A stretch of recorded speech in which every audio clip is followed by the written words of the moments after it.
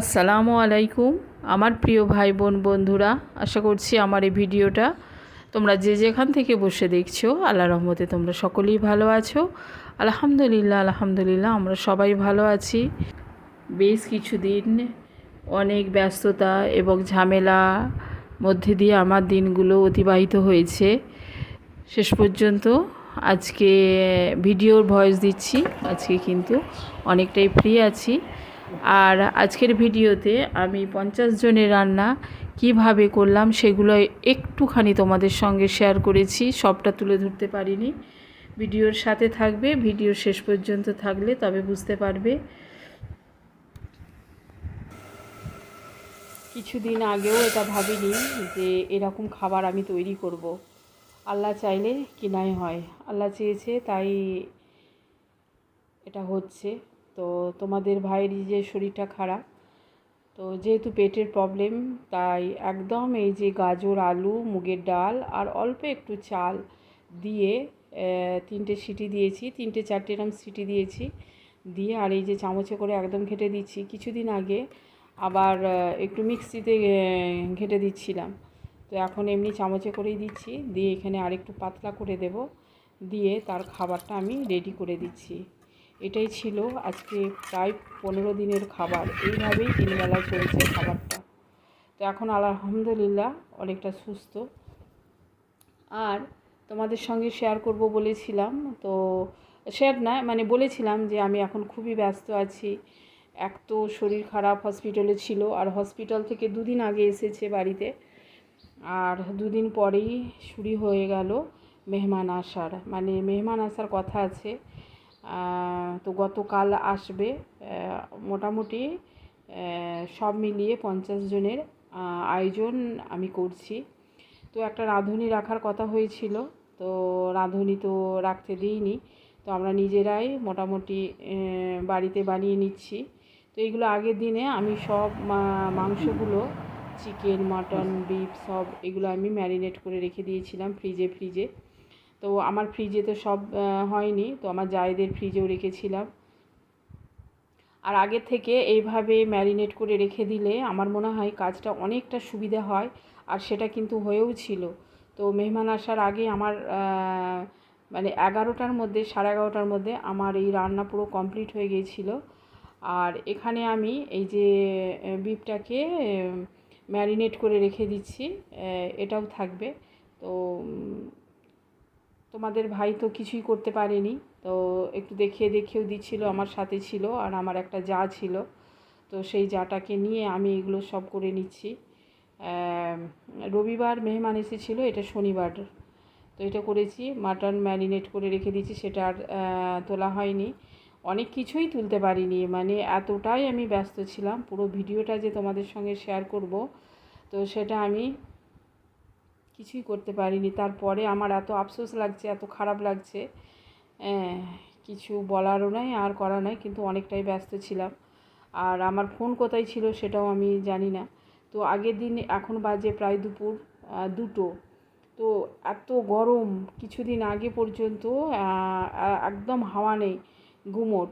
আর এইগুলো আমি রোস্ট বানাবো বলে নুন, হলুদ আর মাখিয়ে একটু সামান্য আদা রসুন দিয়ে ওটা মাখিয়ে রেখে দেবো, ম্যারিনেট করে রেখে দেবো। এটা বিকালে ভেজে নেব, বিকালে নয়, এটা সন্ধেবেলা ভেজে রেখে দেব,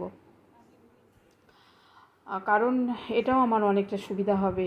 কারণ যেদিন মেহমান আসবে সেদিন কিন্তু আমি সকাল 6টায় যদি গ্যাস, কি 7টায় যদি আমি গ্যাসটা জ্বালিয়ে দিই, তাহলে কিন্তু আমার রান্না করতে বেশি টাইম লাগবে না। সব কিছু আমি আগের দিন রেডি করে রেখে দিয়েছি। আর এইটা হবে কাবাব। কাবাবের মশলাগুলো আমি কিন্তু আন্দাজ মতো প্রথমবার আমি এতগুলো লোকের আয়োজন আমি নিজে হাতে করছি, এবং মশলাপাতিগুলো নিজে আন্দাজ মতো দিয়েছি। এটাও হবে কাবাব। কাবাব তো আমরা বাড়িতে, চিকেন কাবাব বাড়িতে আমরা বানিয়ে খাই অল্প অল্প করে, কিন্তু এগুলো 50 জনের আয়োজন, আমি আন্দাজ মতো করে সবটাই ঠিকঠাক আলহামদুলিল্লাহ আলহামদুলিল্লাহ আমি কিন্তু অনেক ভালো করে করেছি, এবং মেহমানরা খেয়ে খুব তারিফ করেছে, খুব মানে খুব খুব তারিফ করেছে। আর রান্না করে যদি কেউ তারিফটা শোনা যায় তাহলে তার কোনো কথাই নেই। তবে হ্যাঁ, এটাও বলি, আর এই কাবাব মশলাটা আমার মেয়ে মাখিয়ে সমস্ত আয়োজন করে কিন্তু আমি 3 দিন বিছানা থেকে উঠতে পারিনি।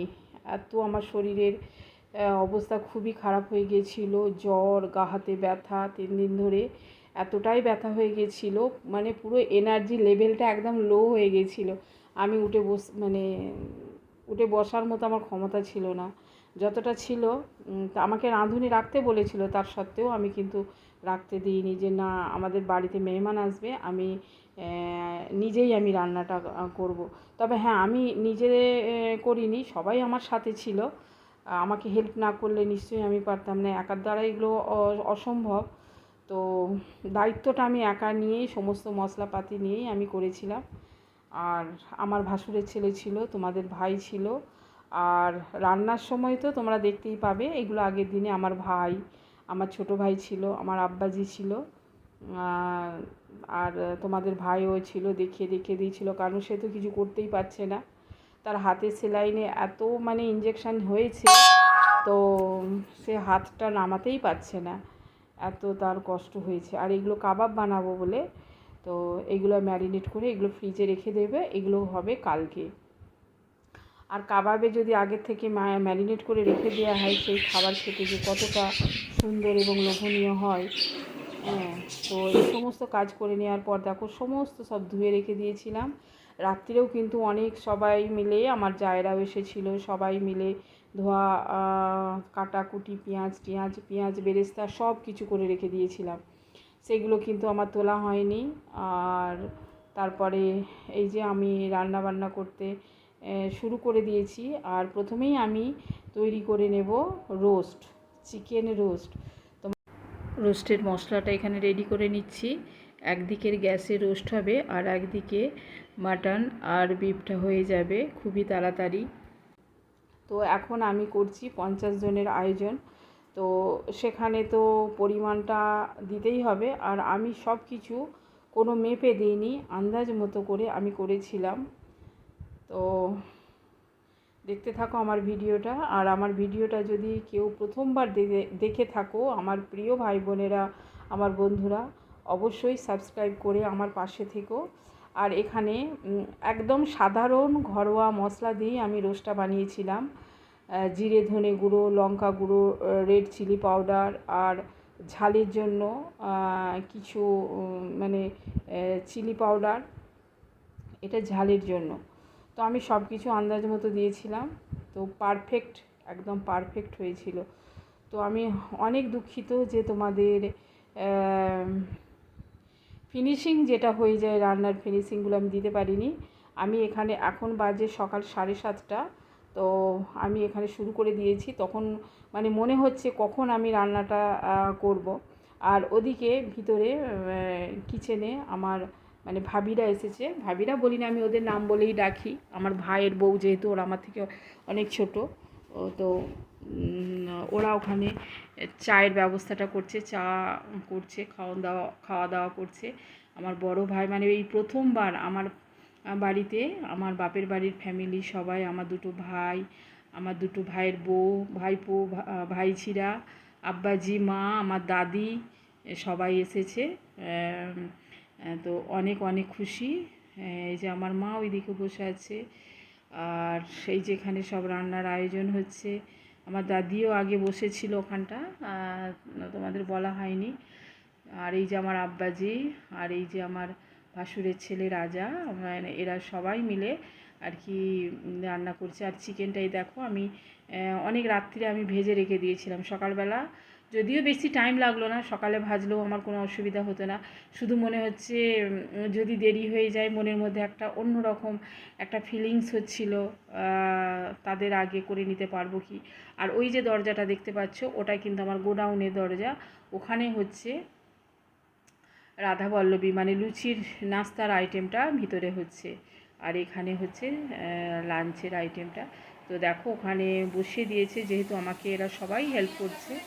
আর আমি শুধু সমস্ত কিছু জিনিসগুলো এই যে ভিতরে রাখছি, আর বাইরে গিয়ে একের পর এক দিয়ে দিচ্ছি। এতটাই আমার মাইন্ডটা গন্ডগোল হয়ে গেছে, এই জিনিস রাখছি, এই জিনিস ভুলে যাচ্ছি, এটা করছি ও সেটা করছি, কি বলবো, একদম আমি ভুলে যাচ্ছি।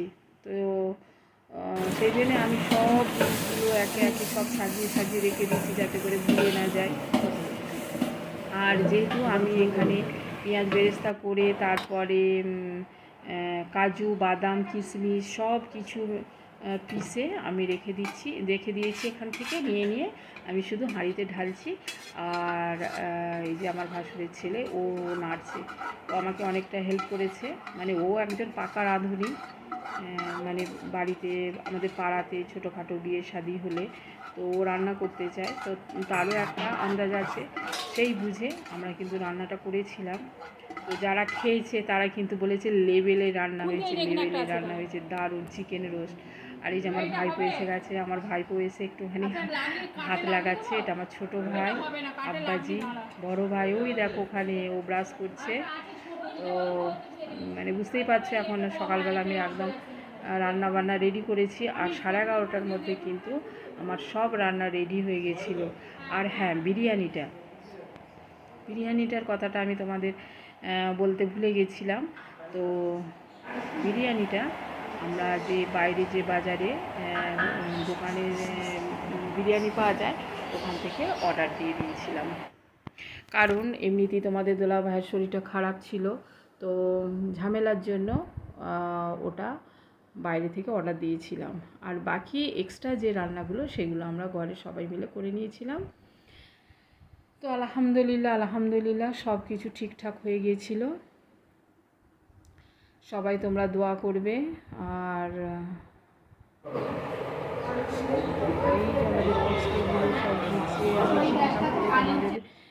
ভিডিওগুলো দিতে পারিনি। আর আমার ছোট ভাই এই যে নাড়ছে, হাতা নাড়ছে, আর ওখানে তোমাদের ভাই একটু দেখিয়ে দিচ্ছে। আর ভাই নাড়ছে, আমার আব্বাজি আছে একবার করে, মানে সবাই মোটামুটি রাঁধুনি। আমার আব্বাজিও কিন্তু ভালো রাঁধুনি। আমাদের বাড়িতে ছোটোখাটো কাজ হলে কিন্তু আমার আব্বাজিই রান্না করে। আর তোমাদের ভাই তো আবার আর এক রাঁধুনি। তো এই যে এখানে একটা রান্না হয়েছে, এটা হচ্ছে মাটনটা রান্না হয়ে গেছে। আর এই যে চিকেন রোস্টের মশলাটা ভালো করে কষানো হয়ে গেছে। আমি বলেছি একদম হালকা আছে ভালো করে কষতে, তো হালকা করে কষে চিকেনগুলো দিয়ে দিচ্ছে। তো গোটাই চিকেনটা রাখার কথা ছিল, কিন্তু তারপরে ভাবলাম যে না, যেহেতু এতগুলো আয়োজন হচ্ছে হয়তো নষ্ট হবে, সবাই একটা গোটা করে খেতে পারবে না, তাই ওটা মাঝখান থেকে কিন্তু আমি কেটে নিয়েছিলাম। আর এই যে দুধটা গুলে নিচ্ছি এখানে রোস্টে দেব বলে। যেভাবে রোস্ট রান্না হয় ঠিক সেইভাবে ধীরে ধীরে আমি সব দিয়ে দিয়েছিলাম। পেঁয়াজ বেরেস্তা, ঘি, তারপরে কাঁচা লঙ্কা, গরম মশলা সব উপর থেকে ছড়িয়ে দিয়েছিলাম। কিন্তু এতটাই ব্যস্ত হয়ে পড়লাম যে লাস্টের ফিনিশিংটা আমি দিতে পারিনি। বুঝেছো, কত মেহমান এলো, তাদের ভিডিওগুলোও আমি দিতে পারিনি। তো শেয়ার করা যাবে। ভিডিওটা এখান পর্যন্তই শেষ করলাম। ভালো থাকবে।